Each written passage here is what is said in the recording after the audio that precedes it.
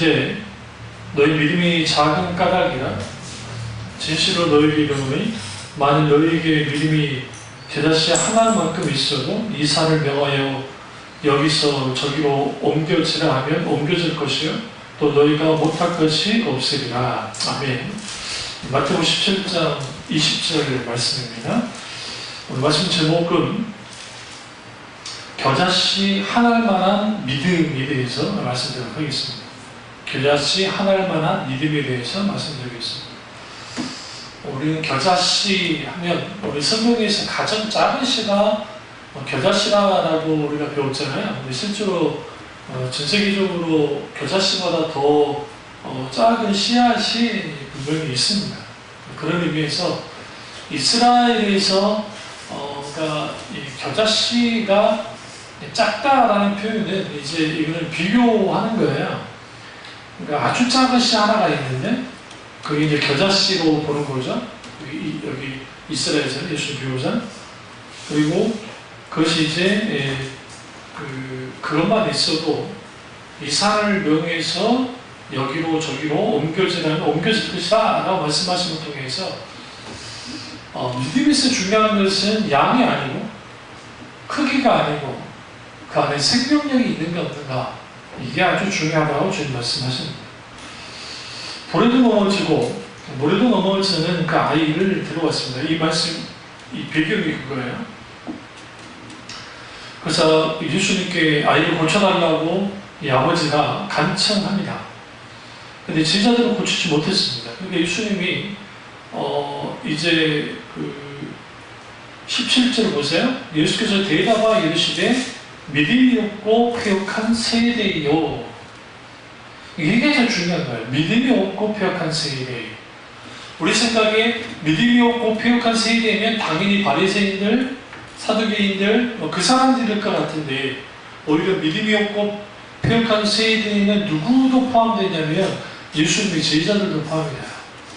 왜 그러냐면 예수님의 제자들도 어떠한 하나님의 역사가 나타나지 않았기 때문에 그런 의미에서 우리는 이 사건을 통해서 믿음 없는 세대의 특징이 겨자씨만한 믿음도 없는 세대입니다. 이게 아주 문제입니다. 그러니까 우리가 믿음이 있다고 하지만 막상 신앙생활을 하다 보면 우리 믿음이 보이지 않을 때가 참 많습니다. 어떨 때 그렇습니까? 어떤 문제를 만날 때, 어떤 중요한 일을 결정해야 될 때, 어떤 상황 속에서 내가 어떻게 할지 모를 때, 그럴 때 우리가 어떤 믿음을 갖고 있는지가 분명하게 드러납니다. 그런 의미에서 내가 과연 겨자씨만한 믿음을 갖고 있는 사람인가 아닌가 이게 아주 중요한 겁니다. 그리고 우리가 이제 이 겨자씨만한 믿음이 무엇인지를 첫 번째로 이제 우리가 살펴볼 텐데 첫 번째로 겨자씨만한 믿음은 생명 있는 믿음을 뜻합니다. 그러니까 생명이 있는 씨앗이 뿌려지면 나는 거예요. 저희 집에 뭡니까 작년에 콩 심었던 게 다시 자라나고 있는데요. 근데 그 체리를 이제 사다가 체리를 먹었어요. 혹시 몰라서 심어봤거든요. 근데 우리 우리 정유입사가 그때 감을 심었다는데 뭘 하나 심어갖고 놨다 그랬어요. 그 생각이 나가지고 나도 한번 해봐야지 해가지고 심고 이제 물을 줬습니다. 한 번도 물 안 주다가. 근데 물을 쭉 줬는데 갑자기 순이 하나가 쭉 올라와가지고 그래가지고 반가워가지고 야 이제 드디어 폈구나. 처음으로 올라올 때는 그러지 했는데 어디서 많이 본 거예요. 작년에 본 모습이 보이죠. 그래서 이게 콩이었구나. 그 콩 다 뽑아버렸거든요. 근데 우리도 모르는 사이에 거기에 심겨져 있던 거죠.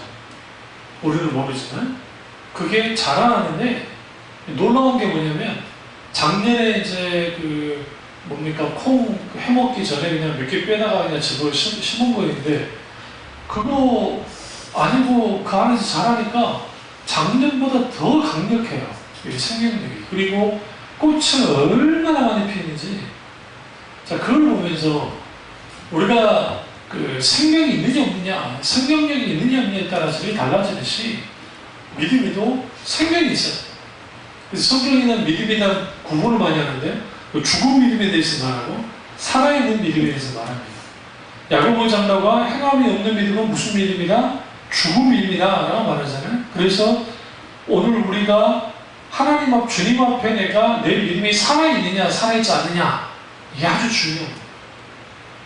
살아있는 믿음을 가진다고 한다면 살아서 역사하신 하나님의 역사가 나타날 것이고 죽은 믿음을 갖고 있다고 한다면 어떤 역사는 나타나지 않을 겁니다. 그런 의미에서 우리는 뭘 해야 되냐면 내 믿음이 살아있는지 어떤지를 봐야 돼요. 그러니까 우리는 그런 게 왜서 중요해? 그러면 생명 있는 믿음은 어떤 믿음이냐? 겨자씨만한 믿음이 생명 있는 믿음인데 그 안에 예수 그리스도의 십자가의 복음의 증거가 있는 믿음, 인격자신 하나님을 믿는, 신뢰하고 확신하고 사랑하고 안에 그러한 믿음이 있는 것이 생명 있는 믿음이에요. 믿음은 여기서 신념과 믿음의 차이가 있는데 믿음은 인격자신 하나님을 통해서 생겨요. 우리부터 생겨나지 않아요. 성령의 강하게 역사하심을 통해서 하나님을 믿게 됩니다. 신념은 성령이 역사하지 않아도 내가 믿게 돼요. 왜? 내가 자기 암시를 걸든 체면을 걸든 아니면 감정적인 것이든 의지적인 것이든 내가 믿는 거야. 근데 문제는 뭐냐면 내가 좋을 대로 믿는 거야. 이게 아주 큰 문제입니다. 예수님의 제자들이 이 지금 물에도 넘어지고 불에도 넘어지는 아들을 고치지 못했던 가장 근본적인 원인이 뭐였느냐? 이제 마태복음 그리고 마가복음, 누가복음에도 똑같은 기사가 나오는데 거기에 누가는 기도를 굉장히 강조합니다. 그러니까 너희가 기도하지 않기 때문이다. 그래서 이만한 어떤 귀신을 쫓아내려면 반드시 기도가 있어야 된다라고 주님 말씀하시죠. 그러니까 우리가 믿음이 표출될 수 있는 것이 어떤 것이 있을까요? 우리가 믿음을 표출하려면 순종을 한다고 하는데 순종 이전에 반드시 기도가 뒷받침돼야 돼요. 하나님의 사람들은 뭘 하기 전에 이미 기도로 충분히 심어요. 충분히 기도로 무르익게 만들어요. 하나님의 역사하실 때까지 기다립니다. 느헤미야가 거구 소식을 들었을 때 그가 즉각적으로 행동을 했습니까? 그가 아니에요. 그가 식음을 전폐하고 기도했대. 기도했을 때, 기도로 계속 하나님께 나아가고 있을 때 기회가 탁 왔잖아요. 왕이 물어볼 때 그때 순간 기도하고 믿음으로 그가 말했을 때 어떻게 됩니까? 하나님이 원하던 일들, 느헤미야가 그토록 바랐던 일들, 자기 민족이 그토록 바랐던 성벽 절개의 문제가 해결이 되었던 마찬가지로 겨자씨만한 믿음은 생명 있는 믿음이고 생명력이 있는 믿음은 철저하게 십자가의 복음과 그리고 신앙의 본질 위에 서 있는 믿음이에요. 그래서 그 믿음을 갖지 않으면 우리는 절대로 생명 있는 믿음을 갖을 수가 없어요. 화려한 기도를 많이 나열한다고 되는 게 아니에요. 어떤 책인데 다음에 제가 소개시키겠습니다만은 외국의 어떤 분이 단편 소설을 하나 썼는데 그게 이제 카톨릭 신앙을 비꼬는 소설이에요. 어떤 주교 하나가 늘 같은 시간에 나와서 2시간, 3시간씩 하나님을 찾는 거야. 그래서 사람들이 그 사람의 기도 소리를 들으면 그것을 절로 은혜 받을 만큼 너무 아름다운 기도를 하는 거야. 막 미사 오구가 막 하면서 하나님은 오비하시고 아름다우시며 지고지순하시고 어쩌고하시고 막 그런 기도를 무려 10년 동안 하는 거예요. 그래서 그 주교라는 사람이 기도 시간만 되면 딱 와서 기도하고 있으면 사람들이 구름대같이 몰려가지고 같이 이제 그 기도 소리를 듣고 막 이제 황홀함에 빠지는 거예요. 어느 날 똑같은 기도 시간이 돼가지고 기도를 딱 하는데 갑자기 하나님의 음성을 듣고 난 다음에 심장마비로 죽어버렸어요. 이게 비꼬는 소설을 했잖아요. 무슨 말이냐? 그 전까지는 자기가 막 아름다웠고 막 그럴싸한 언어로 했었는데 갑자기 하나님은 말을 걸어온 거예요. 놀래가지고 심장마비로 죽어버려요. 오늘날 우리가 자칫 잘못하면 자기 의를 바탕으로 신앙은 절대로 생명력이 있을 수가 없고, 예수님의 제자들이 지금 적어도 왜 예수님의 제자들이 이 아이를 고치지 못해, 이 아들을 고치지 못했을까? 그 기도하지 않았을까요? 성경 잘 보시면 기도하는 흔적이 있어요. 그리고 이 사건이 뭐와 연결이 되는 사건이냐면, 우리가 너무나 잘 아는 변화산 사건과 연결이 돼요. 17장 보시면, 우리 성경을 읽을 때, 이제 들어보세요. 성경을 읽을 때 이 17장 얘기 있으면 이 17장 내용 전체에 갑자기 왜 이렇게 나오겠어요? 연결이 되어 있어요. 붙어 있어요. 그러니까 보세요.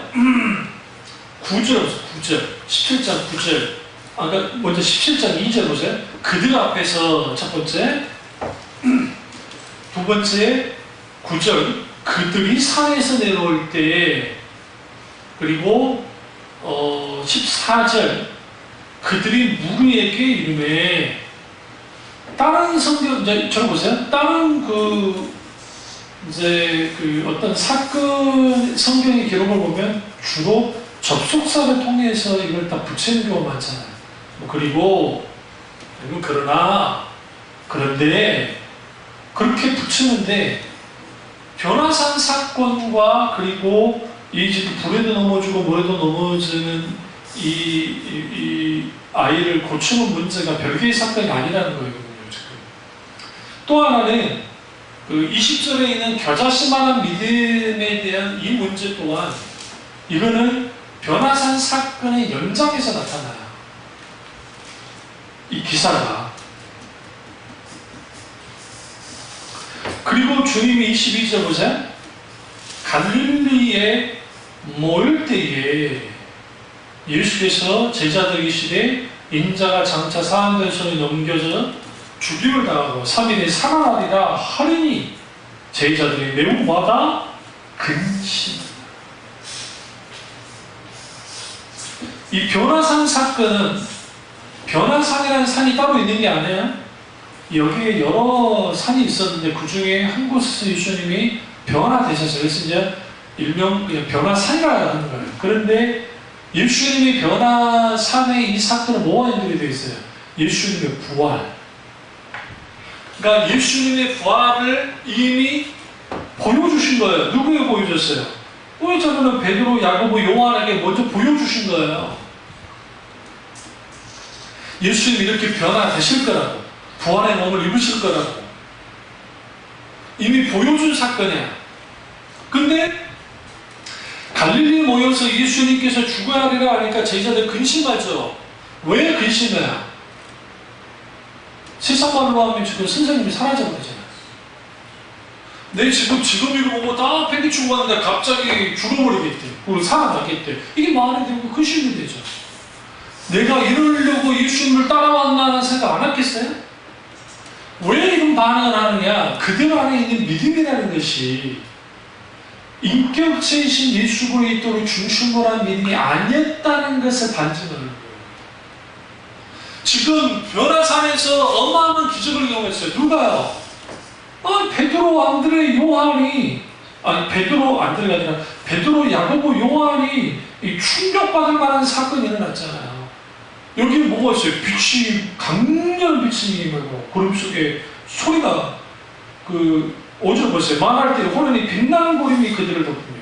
빛이 나는 구름이 뭐예요? 강렬한 빛을 발산하는 구름이에요. 그리고 구름 속에서 하나님의 음성이 들렸는데 그냥 들린 게 아니라 육성으로 들렸단 말이에요. 하나님의 음성이.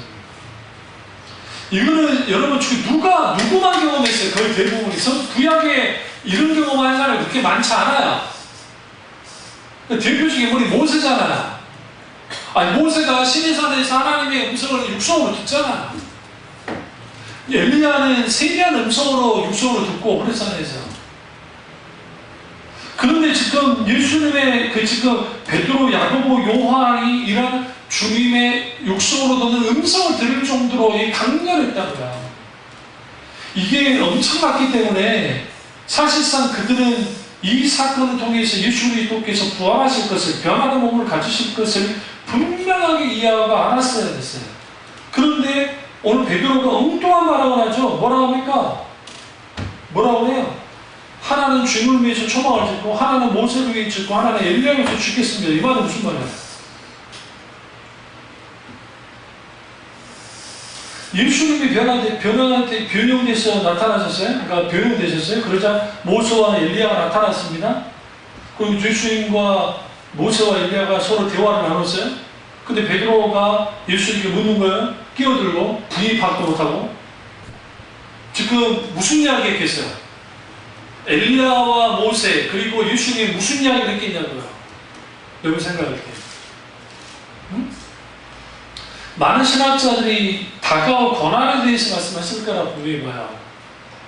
예수 그리스도 그분이 십자가에 하나님의 아들인 예수님 십자가에 죽으실 것과 부활에 대한 이야기를 왔다 갔다 했을 거라고요. 서로. 왜 그러냐면 계시록에 두 증인이 나옵니다. 성경 보시면 계시록 가보시면 우리가 이 두 증인이 나오는데 이 두 증인이 뭡니까? 이제 11장 보세요. 11장. 이 11장, 계시록 11장이에요. 여기서 딱 보시면 이제 10절 보시면 이 두 선지자가 땅에 사는 자들을 괴롭게 하는 거로 땅에 사는 자들이 그들의 죽음을 즐거워하고 기뻐하여 서로 예물을 보내리라 하더라. 그러면 여기 있는 이 두 증인이 누굴까? 이 두 선지자가 누굴까? 많은 학자들이 모세와 엘리야일 거다라고 보는 거예요. 어떤 사람이 에녹으로 보기도 하는데 그건 모르죠. 어쨌든 두 증인이에요. 두 선지자가 있는 거예요. 이 두 선지자가 이제 결국은 뭐하냐? 순교를 당합니다. 여기 보시면, 앞쪽에 보시면.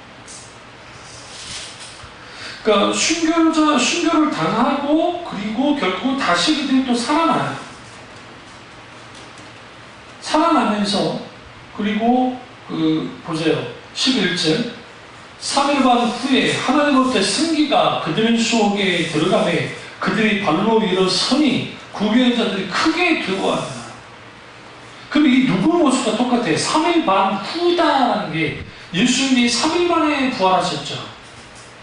그래서 학자들이 어떻게 보냐면 예수님이 변화하신 사건은 예수님 개인으로는 십자가의 죽음과 부활에 대한 이야기를 나눴을 것이고 예수는 하나님이시기 때문에 엘리야와 모세를 향해서 너희가 두 증인이 돼서 앞으로 순교를 당하겠지만 뭐 할 거다? 다시 살아날 거예요. 다시 살아날 거예요. 그것을 본 거예요. 누가? 베드로, 야고보, 요한이. 그러니까 이 엄청난 사건 속에서 있었어요. 근데 하는 말은 뭐예요? 초막집사는 말은 무슨 말이냐면 아예 여기에 우리 그냥 근거지 삼읍시다 라는 말이에요. 근데 성경은 뭐라고 하니까 지가 하는 일 무슨 말을 하는지 몰랐다고 말합니다. 그냥 튀어나온 거예요. 그리고 하나님의 음성을 들었고 6절 제자를 듣고 엎드려 심히 들어와.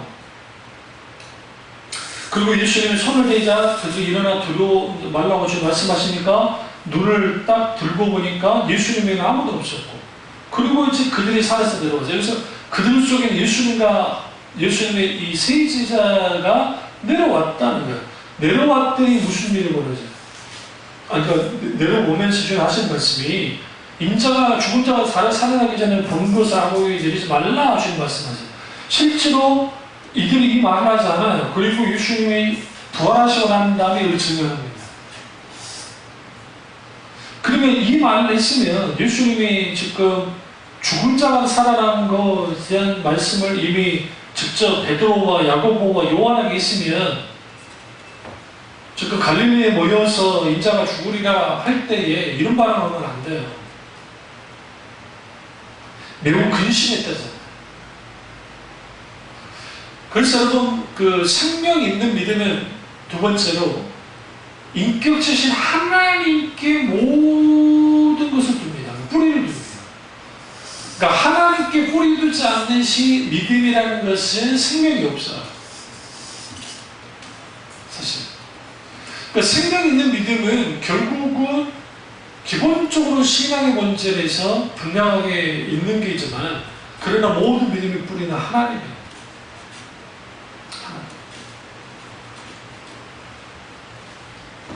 근데 이들이 지금 믿음의 근거를 어디다 뒀냐면 자기들에게 둔 거예요. 그러니까 자기들이 기도 많이 하고 자기들이 뭔가 하려고 으쌰으쌰 해봤는데 안 되는 거예요. 그러니까 예수님께서 이제 여기 딱 보시면 17절 다시 보시죠. 예수께서 대답하여 이르시되 믿음이 없고 배역한 세대여, 내가 얼마나 너희와 함께 있으며 얼마나 너희에게 참으리요 그를 이리로 데려오라 하시니, 여기서 가장 중요한 말이 얼마나 너희와 함께 있으며 라는 말씀 첫 번째, 두 번째 얼마나 너희에게 참으리요. 그러면 내가 언제까지 너희와 함께 있다고 생각하느냐라는 의미도 돼요. 결국 예수는 뭐 하셔야 되니까 십자가 죽으셔서 부활하시고 승천하셔야 되기 때문에 지금 이건 믿음의 긴급성에 대해서 말하는 거예요. 믿음이 있어야 할 자리에 믿음이 있어야 되는데 믿음이 없는 거예요. 그러니까 예수님께서 이 부분에서 책망하실 때 내가 얼마나 너희와 함께 있어야 되냐. 또 하나의 문제, 믿음 없은 문제는 믿음 없은 문제로 끝나지 않고 주님이 참으시는 문제가 돼요. 그러니까 구약이든 신약이든 쭉 보시면 믿음 없는 세대가 다 패역한 세대예요. 믿음이 무너진 세대가 패역한 세대예요. 오늘날의 신자들이 돈의 논리, 환경의 논리, 사람 논리로 교회가 돌아가고 막 되잖아요. 하나님의 논리는 믿음의 논리인데 그게 안 통하는 거예요. 실제로. 그러다 보니까 인간적인 수단과 방법을 가리지 않고 어떤 것을 해보려고 하는, 그걸 통해서 어떤 결과가 도출되면 뭔가 대단한 것입니다. 요즘에는요, 여러분, 과거에는 뭐 어느 교회 뭐 어떻게 했더니 막 숫자가 이렇게 늘어났더라 막 그런 기사가 불과 10년 전에 넘쳐났어요. 왜 그러느냐? 그때 아파트 투기하면서 막 신도시 막 만들어주고 막 하면서 소위 말하는 교회가 막 숫자가 막 기한 없어 늘어났다고 하는 성공담들이 가득했는데 그 실체를 들여다보면 사실 다 수평이동해요. 그 대부분이. 무슨 예수님을 믿지 않았던 사람들이 오는 게 아니라.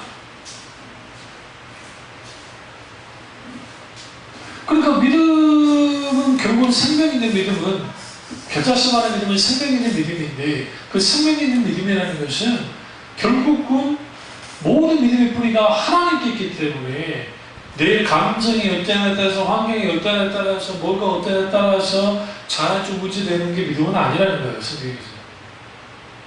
그게 믿음의 조상들의 믿음이에요. 그러나 그럼에도 불구하고 인간이 약하기 때문에 흔들리게 된다는 겁니다. 그걸 부인하지는 않아요. 아브라함도 흔들렸었고 다윗도 흔들렸었고 모세도 흔들렸어요. 이스라엘 백성이 고기 달라고 하니까 야 하나님들 고기 줄 수 있냐 그랬잖아요. 그러니까 하나님은 화가 나셔가지고 내가 손이 짧니? 내가 뭐가 짧냐? 내가 능력이 없냐? 주님이 진노하셨어요. 그리고 메추라기를 보내서 어떻게 합니까? 충분히 고기를 먹을 수 있게 만들었죠.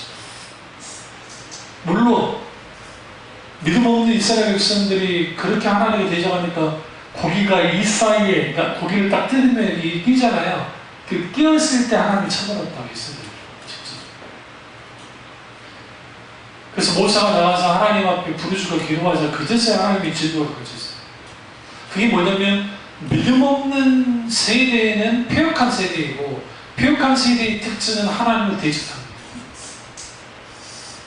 그러니까 여러분 우리 이렇게 생각해요. 세상이 하나님을 대적한다고 하는데 세상은 사실은 그러니까 사탄의 가장 큰 사탄이 원하는 것은 뭐냐면, 잘 들으세요. 사탄이 가장 원하는 것은 하나님은 잊혀진 존재가 되는 거예요. 그러니까 하나님을 대적하는 게 그게 중요한 게 아니에요. 그냥 하나님이 잊혀진 존재가 되는 거예요. 예수 그리스도도 그냥 잊혀진 존재가 되면 돼요. 그게 최고예요. 그리고 좀 더 세련되게 말하면, 세련되게 말하면, 하나님에 대하여 무관심하는 존재들이 되면 되는 거예요. 하나님 존재에 대해서 전혀 궁금해하지 않는 세대. 그게 폐역한 세대예요. 그런 세대가 되게 만들기 원하는 거예요. 그래서 갈수록 뭐가 줄어드느냐? 하나님이 뒤로 밀려나게 돼요. 하나님이 잊혀지는 거예요.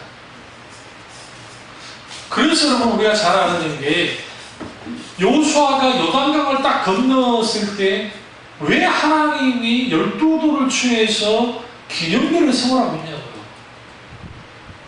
그때 하나님이 뭐라고 말하냐면 너희는 애굽에서 인도한 그 신이 누구다? 나 여호와인 줄 내가 알아라. 그런데 12도를 취하기 위해는 뭐냐?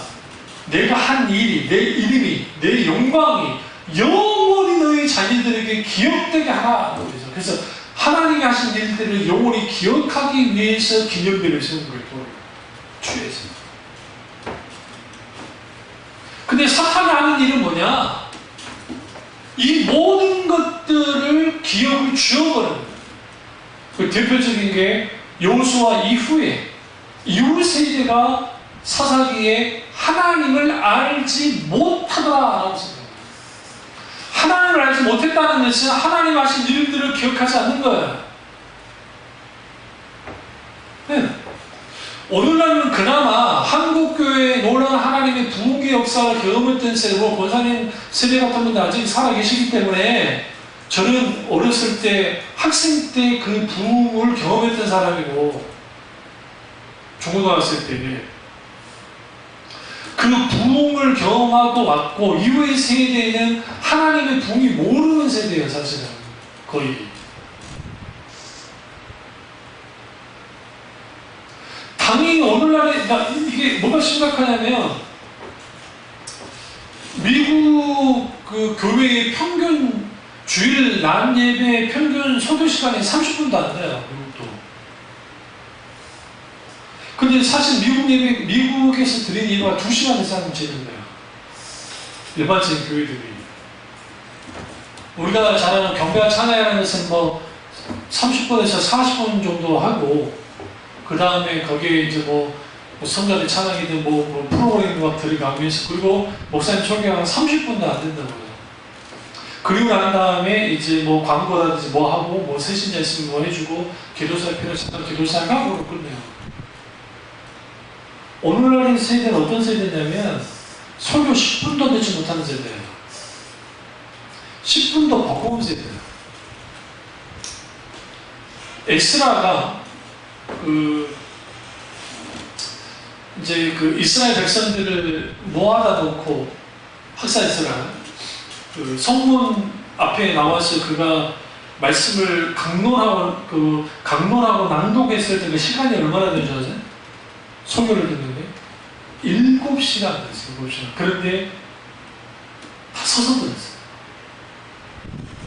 이스라엘 백성들이 서서 그 말씀을 들었다고. 앉아서 듣는 게 아니라. 우리 저기 오묘의 기적이 그때 예수님이 설교하셨죠. 그때 많은 사람들이 착각하는 게 그 설교 듣는 사람들이 앉아서 들었을까 생각하죠. 우리 헐리우드 영화 너무 많이 본 거예요.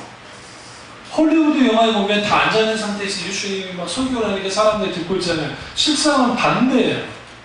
실상은. 설교자가 오히려 앉아요. 설교자가 자리에 앉고 나머지가 서서 들어요. 원칙상. 그러니까 예수님 앉으긴 좀 그렇겠죠. 그러니까 서서 설교하셨겠죠. 사람들이 서서 몇 시간씩 듣고 있는 거예요. 집회를. 사탄의 가장 고도의 전략은 뭐냐면 사람들이 믿음을 갖지 못하게 하는 건데 그 믿음을 갖지 못하게 하는 최고의 방법은 선포되는 설교만 듣지 못하게 만드는 거예요. 왜? 믿음은 들으면서 나면 들으면 그리스도의 말씀으로 말미암기 때문에. 그러니까 하나님의 말씀, 설교 말씀이 들려지지 않으니까 그 설교 말씀이 들리지 않으면 당연히 거기에 믿음이 생성되거나 자라날 길이 없는 거예요. 예수님이 씨 뿌리는 비유 속에서 말씀의 씨앗이 뿌려졌다 했잖아요. 기록된 말씀을 읽고 그럴 수도 있겠지만 선포되는 말씀을 통해서 그 마음의 밭에 떨어져야 돼요. 그리고 그 안에서 자라나야 돼요. 그 일련의 과정은 오토mat만 아니에요. 그가 사탄은 적어도 오로지 세상은 적어도 4개의 밭의 상태 속에서 우리가 뭡니까? 적어도 70% 이상을 뭐가 잡고 있어요? 믿음이 생성되지 못한다고요. 기껏 이렇게 25%예요. 25% 확률을 갖고 있는 거예요. 뭐가? 굳이 예수님의 비유로 말하면 진짜 말씀의 반응을 통해서 열림이 있는 그런 것들. 그러니까 설교를 듣는 것 자체가 얼마나 복인지 몰라요. 그런데 온라인은 그렇지 못해요. 그러니까 젊은 청년들이 찬양할 때는 막 손을 들고 고백하고 하나님 이루셨습니다 라고 하다가 잘해요. 눈이 흐느멍텅이죠. 설교 언제 끝나나 언제 끝나나 그런 세대가 돼버립니다.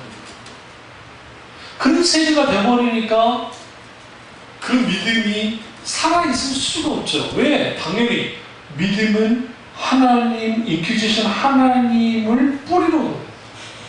그리고 인격이신 하나님은 어떤 하나님이에요? 말씀하시는 하나님이에요. 요한복음 1장 1절에 태초에 말씀이 계신다. 말씀으로 계신 분이 하나님이세요. 하나님의 말씀을 듣지 않고서는, 생명의 말씀을 듣지 않고서는, 믿음의 말씀을 듣지 않고서는 믿음이 생길 수가 없어요. 여기서 우리는 뭘 알아야 되냐면 예수님의 제자들이 이 지금 아이를 이제 어쨌든 고쳐보려고 했단 말이에요. 안 됐어요. 그런데 예수님께서 18절에 꾸짖자 귀신이 나갔습니다. 마태복음 17장 18절에. 그러자 19절에 제자들이 조용히 예수께 나왔어요. 이게 창피한 얘기 그런 겁니다. 세상 말하면 쪽팔리니까 조용하게 묻는 거예요. 예수님, 우리는 어째서 쫓아내지 못했습니까? 라고 물었어요. 이 기사가 조금씩 달라요. 우리 마가복음 9장 가보시죠. 이걸 딱 잡아놓을 거죠. 마가복음 9장 14절을 보여주겠습니다.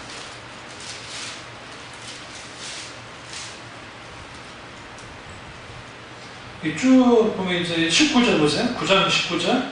대답하시되 믿음이 없는 세대, 내가 얼마나 너희와 함께 있어 얼마나 너희를 참으려 그를 내게로 데려오라 좀 말씀하시죠.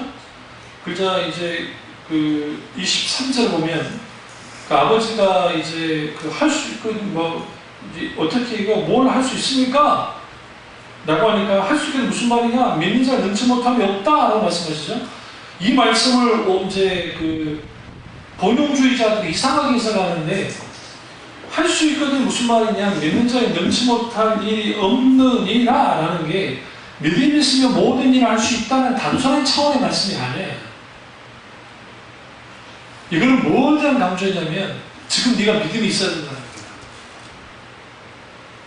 그러니까 믿음이 있는 것은 하나님이 역사하신다는 것을 분명히 말합니다.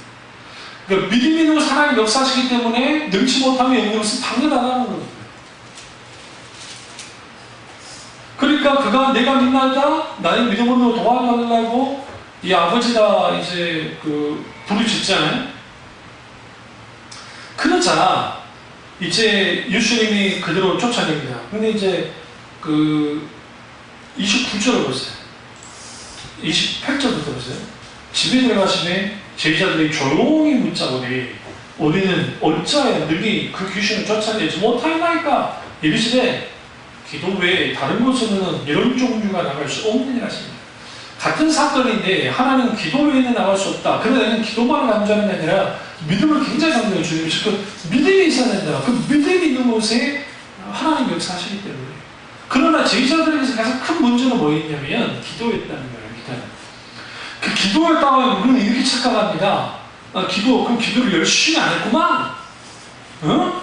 손 한번 뽑듯이 기도를 안 해서 그랬구만. 그게 아니에요. 여기서 기도는 뭐예요? 아버지의 뜻 가운데서 모든 것이 되어져야 되는데 적어도 이룰 수 있어요. 제자들이 지금 이 사건이 있을 때는 어떤 사건이냐면 변호사 사건이 일어나기 전에 이미 예수님이 제자들이 밖으로 나가서 귀신을 쫓아내고 병든 자를 고쳐본 경험이 있던 시기예요. 그러니까 자기 경험을 의지하고 나와서 하다 보니까 안 되는 거야. 자기 은하, 자기 능력이나 자기 뭐를 통해서 안 되는 거예요. 이런 종교는 기도를 통해 나아가다. 그리고 뭐야? 기도는 뭐야? 하나님 의주가 뜻을 묻는 거죠. 하나님의 인도를 따라서 내있을 때 거기로부터 되어지는데 너희가 기도하지 않았다는 거예요. 그리고 또 보면 오늘 우리 마태복음에 마태복음 일단 그 마태복음 나눠보시고 누가복음 9장을 보겠습니다. 누가복음 9장으로 가보시면 같은 사건을 통해서도 이제 여러 개 나오는데 37절부터 쭉 보시면 큰 무리가 예수를 맞았다고 말하잖아요. 그럼 이제 41절 폐역한 세대에 대해서 주님이 이제 막 책망하십니다. 그리고 경련을 일으키고 하죠. 그랬을 때 43절 보세요. 사람들이 다 하나님의 명에 놀라라.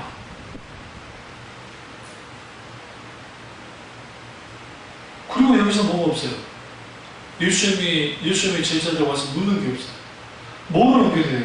예수님이 십자가 못 박혀 죽으실 것에 대한 말씀이 그대로 연결이 되나요? 여기서 중요한 게 사람들이 다 하나님의 위엄이 놀랬다에 집중했어요.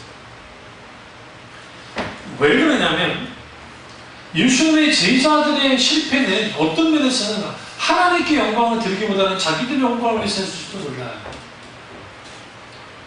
어떤 의미에서? 내가 기도 많이 했어. 내가 뭔가 능력이 있어. 예수님부터 고기를 받았어. 그러니까 내 어깨에 지금 뭔가 뽕이 올라간 거예요. 그 상태에서 한번 막 이 귀신을 쫓아내고 있다 했는데 안 되는 거. 아주 세상 말하면 개망신다는 거예요. 근데 예수님 와서 바로 얘기를 해버려요. 그리고 사람들의 반응이 굉장히 중요해요. 하나님의 위엄에, 하나님의 위대하심에 대해서 놀랬다. 그런 의미에서 믿음은 아주 단순해요. 믿음은 인격체신 하나님을 바탕으로 하고, 믿음의 생성은 하나님의 말씀과 그 말씀을 작용케 하는 성령의 역사를 통해서 뭐하느냐? 믿음이 생겨납니다. 그리고 그 믿음이 유지되어지고 그 믿음이 강하게 나타날 때는 믿음의 대상이신 하나님이 함께 하십니다. 다시 말하면 하나님이 나와 얼마만큼이나 가까이 계시느냐, 얼마나 친밀한 교제를 나누고 하나님과 함께하는 삶을 사느냐, 이걸 좀 더 신학적으로 표현하면 하나님 중심적인 삶을 살아가기 시작할 때에 거기에 뭐가 있게 되느냐? 하나님의 믿음의 역사가 나타납니다. 그래서 성경에 나오는 하나님의 거대한 믿음의 사람들, 거성이라고 하죠. 믿음의 거성. 믿음의 거성들의 동일한 특징은 하나님과 아주 가까이 있어요. 하나님과 친밀했어요. 아브라함은 하나님과 사이에 벗이라고 일컬어질 만큼 있고, 모세는 하나님과 1대1로 대면할 만큼 그렇게 가까웠던 사이고, 다윗은 하나님의 마음과 내 마음이 이심전심일 만큼 한 마음일 정도로 가까웠어요.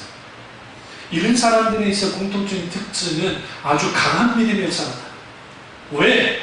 믿음은 우리 속에서 막 차오르는 그런 것들이 아니라 인격체신 하나님과의 관계 속에서 생깁니다. 그리고 그 하나님이 크시기 때문에 그 하나님의 약속이 진리이고 확증이고 그 하나님이 신실하신 하나님이라 약속하신 걸 다 이루시는 하나님이기 때문에 그 하나님을 신뢰하고 확신하고 나아가기 시작하면 거기에 믿음의 역사가 나타납니다. 이걸 가는 거예요. 그러니까 적극적 사고방식과 본용주의에서는 나는 믿습니다. 주님 믿어주십시오. 난 믿습니다. 자기 믿음을 계속적으로 뭐 해야 돼? 암시하고 계속적으로 되뇌이고 나는 믿습니다. 나는 저거 대충 믿습니다. 계속 해줘야 돼. 왜? 자기 암시가 없으면 아니니까 안 될 것 같으니까. 그래서 그래서 자기가 생각할 때 될 수 있을 거라고 믿을 만큼 계속 한 다음에 할 수 있다, 할 수 있다, 할 수 있다, 할 수 있다, 할 수 있다, 할 수 있다. 당신도 할 수 있고 나도 할 수 있고 우리도 할 수 있는데 하나님 함께 하시면 뭐든지 할 수 있다. 믿는 자 능치 못함이 없다. 그런 것을 가지고 나가 막 밀어붙인단 말이에요. 사실은 그것이 하나님께로부터 왔는지 자기의 어떤 탐심과 자기 자신의 갖고 있는 신념에서 왔는지에 대한 분별이 없어요. 당연히 생명이 없어요. 생명. 겨자씨가라는 믿음은 아주 작은 믿음인데 그 믿음의 특징은 생명 있는 믿음이에요. 그 생명 있는 믿음은 십자가와 뭐가 있다고요? 예수 그리스도의 십자가의 복음과 신앙의 본질, 하나님을 사랑하는 신앙의 본질이 담겨지고 그 생명 있는 겨자씨가라는 생명 있는 그 믿음 속에 그 뿌리가 어디를 향해 있어요? 하나님을 향해 있어요. 그래서 내가 믿음 없이는 아무것도 아닌 거예요. 우리가 고린도서 13장을 잘못 이해해서 사랑이 없으면 믿음과 소망도 아무것도 아니라는 식으로 해석하는 내용은 아주 성경을 잘못 해석한다는 특징이에요. 사도 바울이 일부러 강조점을 두면서 하는 거예요. 고린도 교회의 가장 큰 특징이 뭐냐면 거기는 믿음에 대한 역사들이 많이 나타났고 동시에 죄에 대한 소망도 있었어요. 그래서 죄에 대한 글들도 고린도 전후서에 잘 나타납니다. 그런데 거기 그들에서 가장 근본적으로 뭐가 먼저였냐면 사랑이 있는 거야. 응? 근데 성경에서 강조점은 믿음만 강조하고 혹은 사랑만 강조하고 소망만 강조하지 않아요. 이걸 이제 그 트레스라는 표현을 썼는데 믿음과 소망과 사랑은 함께 가요.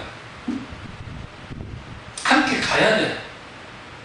믿음의 수고와 사랑의 인도와 소망의 인내로 사도 바울이 늘 강조하는 거예요. 왜 이게 중요하느냐? 소망이 있어야 인내하잖아요. 사랑이 있어야 수고해요. 그러니까 우리는 이러한 것들이 분명하게 세워져야 그게 겨자씨 같은 믿음이 되는 거야.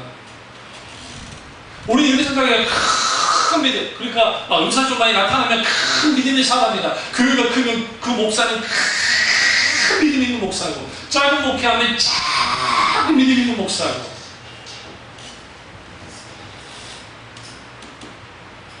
환경과 그들이 이룬 업적을 통해서 믿음이 달라지는 게 아니에요.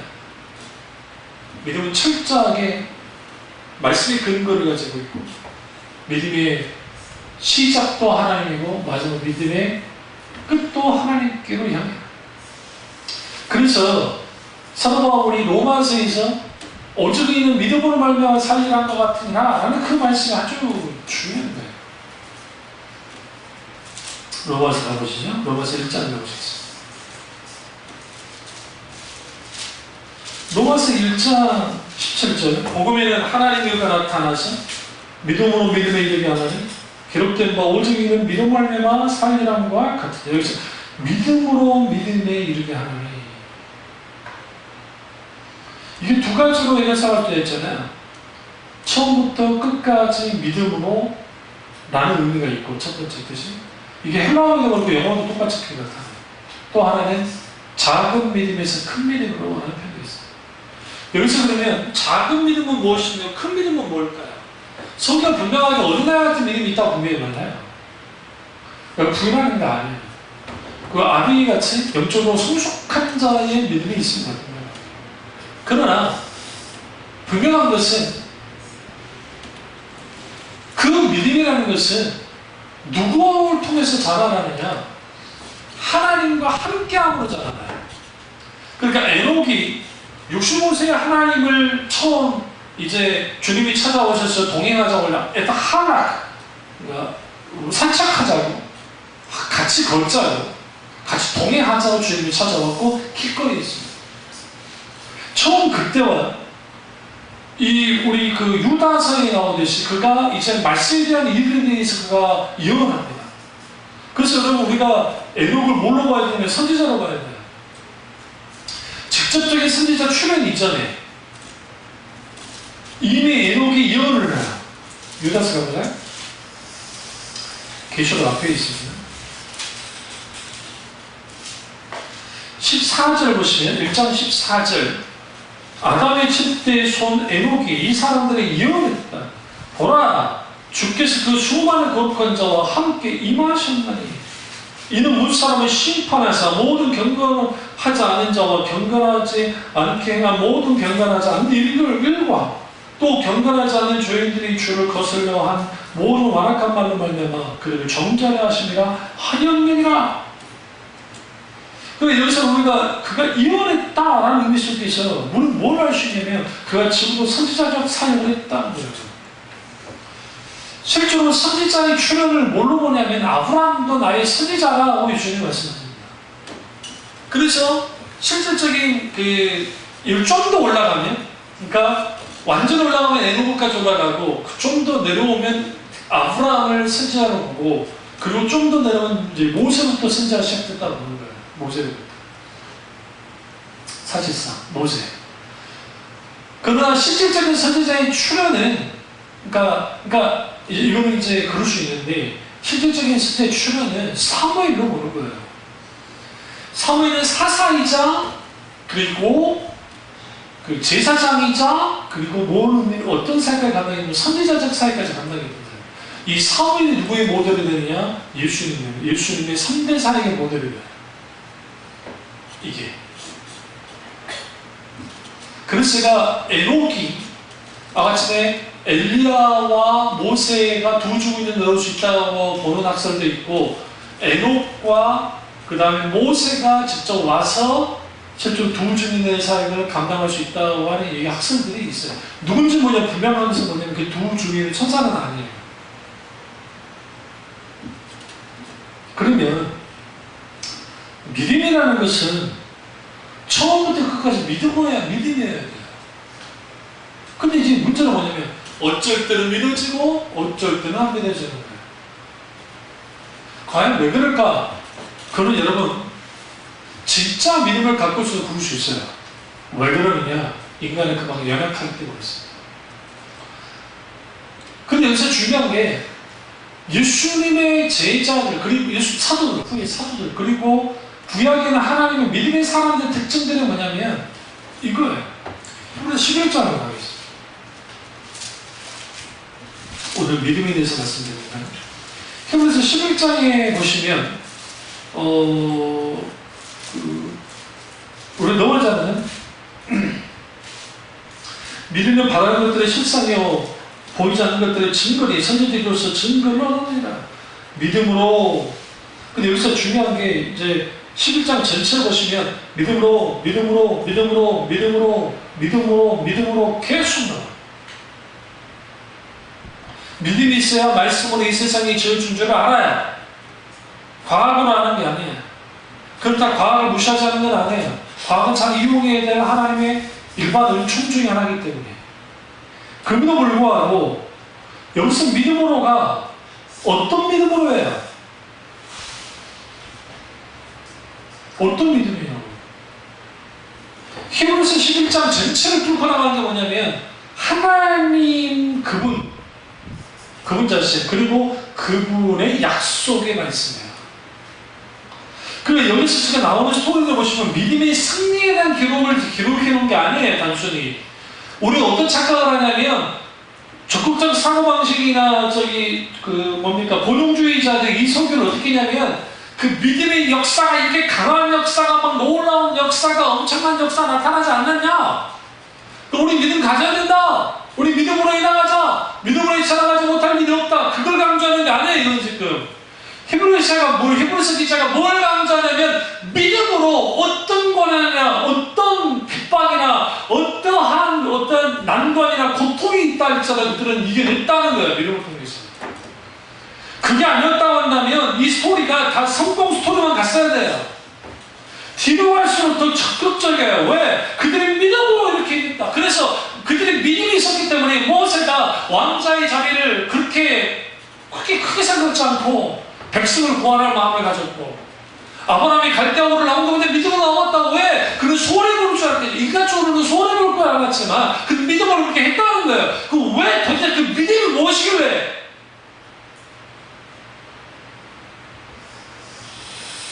하나님이 주신 이름이 있거든요. Have faith of God 갖고 있어요. 네. 하나님의 믿음을 가져야 돼요. 이들은 하나님의 믿음을 가졌던 사람.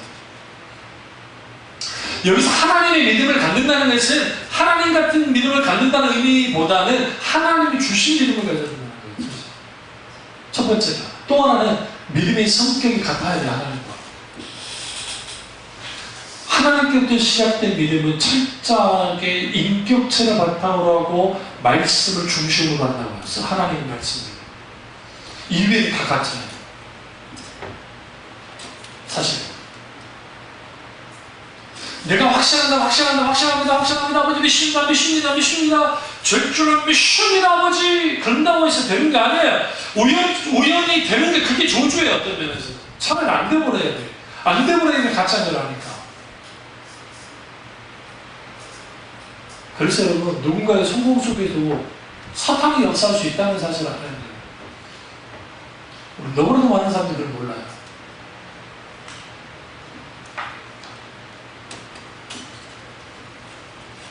그래서 이 믿음으로 계속 나오는데 믿음의 여기서 클라이막스는 뭐냐면 39절을 보세요. 히브리서 11장 39절. 이 사람들은 다 믿음으로 말미암아 증거를 받았다. 이게 중요한 거예요. 다 믿음으로 말미암아 받았다는 거예요. 그 믿음의 상승은 성령께서 살아서 역사하시는 하나님을 만날 수 있도록 해주셔야 되고 알게 해주셔야 되고 보게 해주셔야 되고 인격체신 하나님을 만나게 될 때 거기에서 믿음이 생기는 것이지 내가 믿고 싶습니다. 주님 믿고 그런다고 믿어지는 거 아니에요. 사실 그래서 하나님 성령께서 하나님께서 우리를 믿도록 해주지 않으시면 믿을 수 없어요. 예수 그러잖아요. 근데 성령께서 아버지께서 오라는 자는 올 수 있다 했잖아요. 아무나 오시는 게 아니에요. 그러면서 예수님과 구원받은 거 얼마나 큰 복입니까? 문제는 겨자씨만한 믿음도 없는 게 문제거든. 이게 우리만의 문제가 아니라 예수님 당시 예수님의 제자들까지도 문제가 됐다는 거예요. 이게 지금 그냥 따라가는 사람들은 그럴 수 있는데 니네도 봐지. 내가 언제까지 니네들과 함께 있어야 되고 내가 언제까지 니네 믿음 없는 것 때문에 참아야 되느냐는 거예요. 근데 이 표현이 어떤 표현이냐면 선지자들 표현과 똑같아요.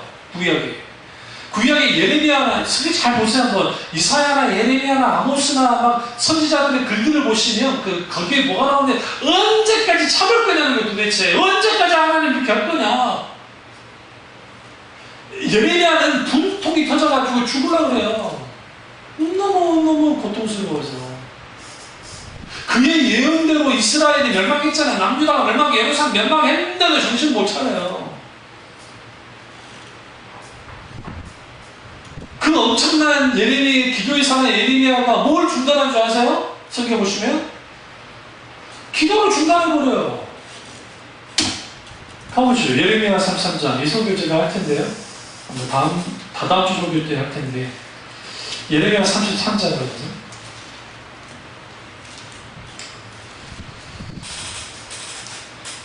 예레미야 33장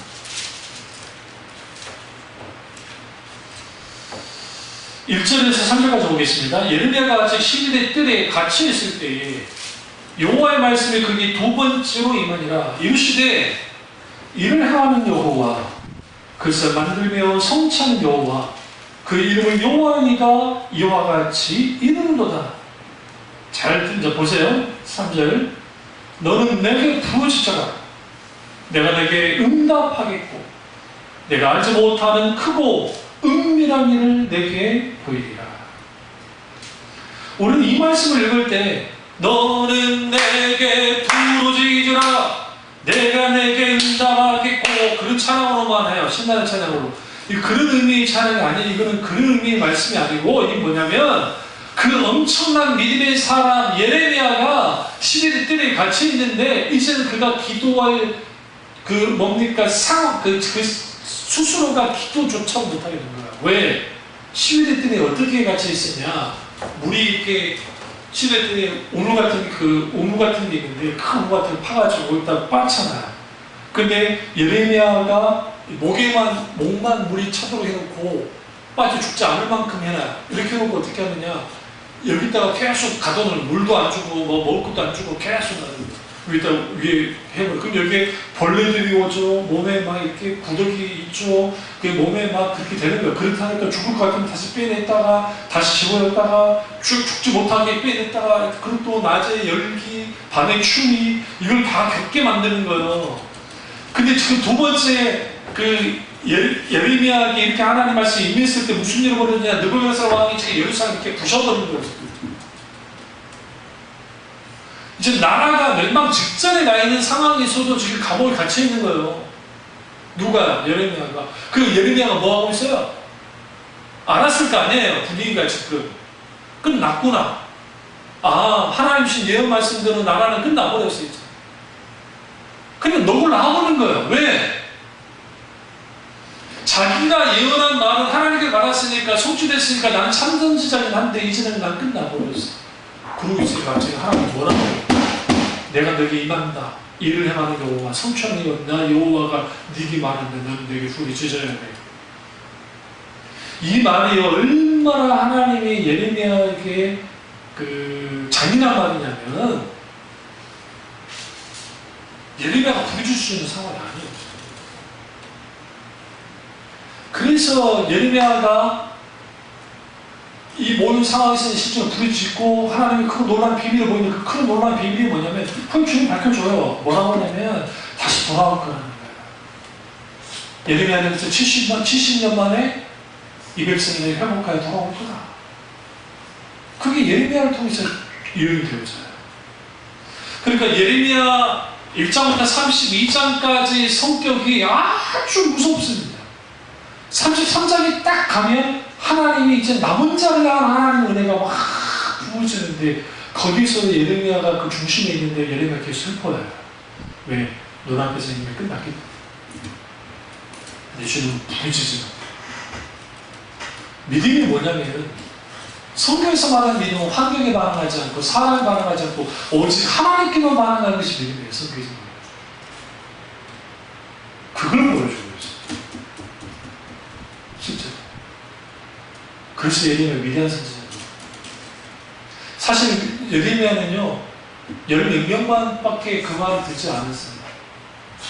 실제로 이집트로 도망치는 사람들이 붙잡았더니 도망치는 거예요. 차라리 하나님 포로로 가라고 하신다. 매국노 하면서 잡아가가지고 톱을 켜주게 하셨어요. 그것에 대해서 바리새인들이 뭐라고 했냐면 예레미야가 진정한 선지자라는 거예요. 그들 기록을 보면. 그런데 그들은 뭐였어요? 겨자씨만한 믿음은 찾아올 수도 없잖아요. 아니 믿음조차도 없고 죽은 믿음을 갖고 있고 외식하고 말 그대로 거짓 신앙 체계 안에 있었던 사람.